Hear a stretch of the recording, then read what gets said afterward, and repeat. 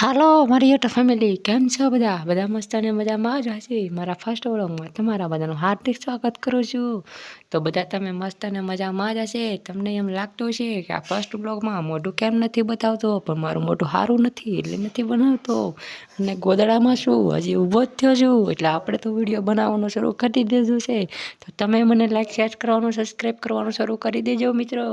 તો વધારે વાત ન કરીએ, અને તમે મારા વિડીયો ન જોતા હોય એટલે બધા તમે મજામાં જ હશે.